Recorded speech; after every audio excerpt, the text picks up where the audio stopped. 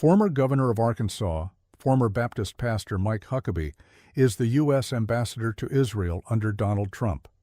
But under Huckabee, that position should be renamed because Huckabee is not the ambassador for the United States. He is an ambassador for Israel. Like almost everyone in Trump's administration and most of the members of the U.S. Congress, Huckabee is an Israeli asset representing Benjamin Netanyahu and the Zionist regime inside the United States. Huckabee has been a Zionist shill going back to his preaching days, and he has been a globalist-controlled insider all of his political life. Huckabee has always had a close association with the Council on Foreign Relations, CFR. When he ran for president in 2008, CFR President Richard Haass was his chief political advisor on foreign affairs. Haass was one of the CFR's loudest proponents for individual nation-states, including America, surrendering their national sovereignty to global government. On January 10, 2008, WorldNet Daily ran an exposé on Huckabee's globalist predilections and quoted this author in that exposé. As you read Huckabee's speech, you will find that he is George W. Bush on steroids. This is a man who intends to meddle in the affairs of nations around the world like you can't believe. Talk about entangling alliances. Huckabee intends for our state, energy, housing, education, justice, treasury, and transportation departments to spend untold billions of tax dollars on just about anything and everything, including schools, medical facilities, roads, sewage treatment, water filtration, electricity, and legal and banking systems in countries all over the globe. And that is exactly the kind of man the Council on Foreign Relations wants in Washington. As I said, Huckabee has been a Zionist shill going back to his preaching days. And yes, globalism and Zionism go hand in hand. It's hard to separate one from the other. From economic policies to intelligence policies to military policies to educational policies to domestic policies to foreign policies, and yes, to religious policies, Washington, D.C. takes its lead from Tel Aviv. And right now, Ambassador Mike Huckabee makes Joseph Goebbels look like a rank amateur in the art of propaganda. Huckabee is a master. Recently, Christian patriarchs of Jerusalem published a joint letter condemning the nefarious effects that Christian Zionism is inflicting in the Holy Land. They wrote, "Recent activities undertaken by local individuals who advance damaging ideologies, such as Christian Zionism, mislead the public, sow confusion, and harm the unity of our flock. These undertakings have found favor among certain political actors in Israel and beyond, who seek to push a political agenda which may harm the Christian presence in the Holy Land and the wider Middle East." Immediately, Israel's ambassador and top pitchman Mike Huckabee swung into action. In his ex-post, Huckabee fired back at the Christian leaders in Jerusalem. "My Christian faith is built on the foundation of Judaism, and without it, Christianity would not exist. Without the Judeo-Christian worldview, there would be no Western civilization, and without Western civilization, there would be no America." Everything Huckabee just said in that paragraph is rank heresy. Huckabee openly admits that his religious faith is founded on Judaism, but Judaism has nothing to do with the religion of Old Testament Israel. Judaism is the religion of the Pharisees who hated and crucified Christ. Christianity was birthed by Jesus Christ, not by Judaism. There is no such thing as a Judeo-Christian worldview. One's worldview is either Christian or Judaistic. It cannot be both. Judaism did not create Western civilization or the United States. Christianity did. Mike Huckabee is delusional, and he hucks his delusion like P.T. Barnum hucked circuses. He also wrote, "I believe that God keeps his covenants, and that includes his covenant with Abraham and the Jewish people." Once again, Huckabee demonstrates that he has zero understanding of Christ's new covenant. As with all Christian Zionists, Huckabee is an Old Covenant Christian.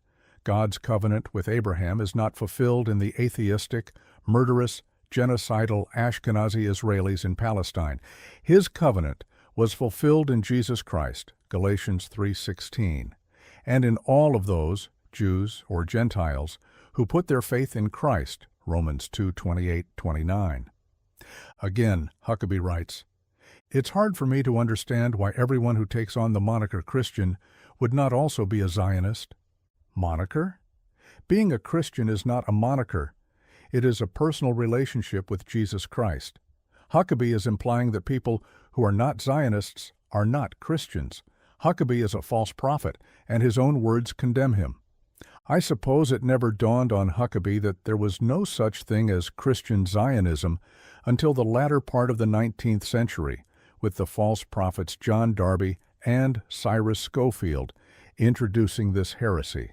That's 1,800 years of church history with Christians never hearing about, much less promoting, the doctrines of Christian Zionism. Think of all the great Christian leaders from the Apostle Paul to Charles Spurgeon. None of them taught Christian Zionism. In fact, both men rejected this heresy. In Paul's day, the closest things to modern Zionists were Judaizers, and the Apostle Paul considered them the chief enemy of the church. Galatians 3:1, Titus 1:10-11. And Spurgeon, who was a contemporary of Darby, vehemently denounced Darby's heretical teaching. Listen to Spurgeon's repudiation of Darbyism, also known as Christian Zionism. We never know what we shall hear next, and perhaps it is a mercy that these absurdities are revealed at one time, in order that we may be able to endure their stupidity without dying of amazement. Why, every child of God in every place stands on the same footing. The Lord has not some children best beloved, some second-rate offspring, and others whom he hardly cares about. Israel in the covenant of grace is not natural Israel, not the nation of flesh and blood Israel, but all believers in all ages. And also recently, Mike Huckabee showed his true Israel first colors when he deliberately concealed Israel's hostility toward American Christians. My friend Yonah Benin and her husband Stephen at IsraeliNewsLive.org tells the story. You are a useful Shabbos Goy, Huckabee. Most American Christians have no idea what actually happened behind the scenes between Israel's interior ministry and evangelical organizations in 2025, because the truth was handled quietly and only revealed after a letter leaked to the Israeli press. Here is what actually occurred. Beginning in early 2025, Israel's Ministry of the Interior abruptly changed a long-standing policy governing clergy visas for American evangelical Christian organizations. Ministries that had operated legally in Israel for decades, some since before 1948, suddenly found their routine visa renewals denied or subjected to intrusive investigations. Evangelical pastors and ministry workers were forced to fill out extensive questionnaires about their beliefs, activities, and assets. No laws were cited. They were simply told they were now under investigation. As a result, not a single new A3 clergy visa was issued to these organizations for months. It was a systemic halt, and it targeted evangelicals specifically. The U.S. ambassador to Israel, Mike Huckabee, became aware that the situation was not improving, but deteriorating. In his own words, the situation actually got worse. Yet while this was happening, American Christians were told nothing. Lawyers were hired, visas expired, and anxiety spread. Donations continued as usual, with Christians unaware that their presence in Israel was being actively obstructed and not welcomed. Huckabee chose not to warn the Christian public. Instead, he worked privately. He met quietly with Israeli officials.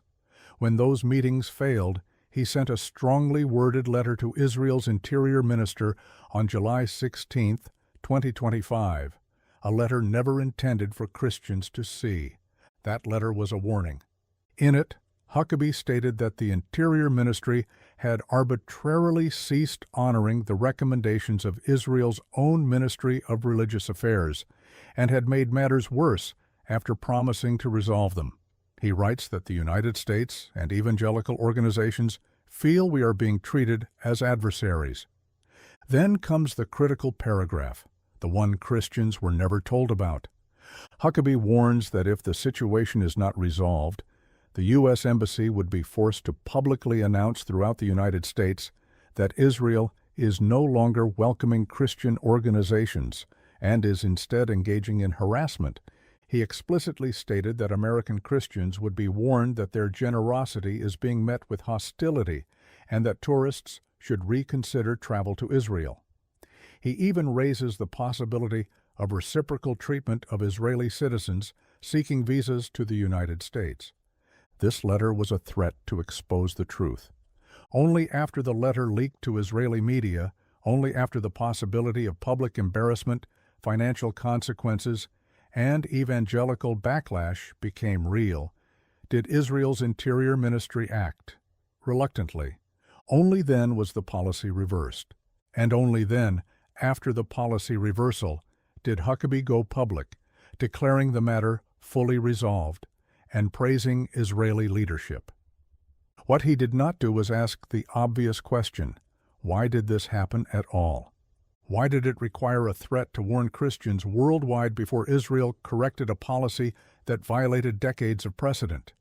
Why did Huckabee admit to reporters that the situation had worsened, yet remained silent to the very Christians whose clergy were being blocked? And most importantly, why is he now pretending this was a minor bureaucratic misunderstanding? This was not a small thing. It revealed how fragile Christian tolerance in Israel actually is, and it confirmed what many already know, but few leaders are willing to say out loud. Christianity is tolerated in Israel only for strategic reasons. Christians are not truly welcomed in Israel. They are tolerated as long as their money, political backing, and public support are useful. Even now, the welcome is conditional and not rooted in genuine respect. When the support is no longer needed, neither will Christians be. Huckabee knows this. Instead of telling Christians the truth, he chose silence, and instead of confronting the deeper, real issue, he declared victory and moved on. Huckabee chose to calm donors instead of confronting the underlying reality. The visa crisis was not a glitch. It was a preview of the future. Here, Yana, thank you for this expose. As is our president, Donald Trump, Mike Huckabee is a disgrace. He is a disgrace to the people of the United States. He is a disgrace to the U.S. Constitution, which he took an oath to preserve, protect, and defend. And he is a disgrace to the new covenant gospel of Jesus Christ. Sadly and tragically, Mike Huckabee is representative of millions of evangelicals who are not America first.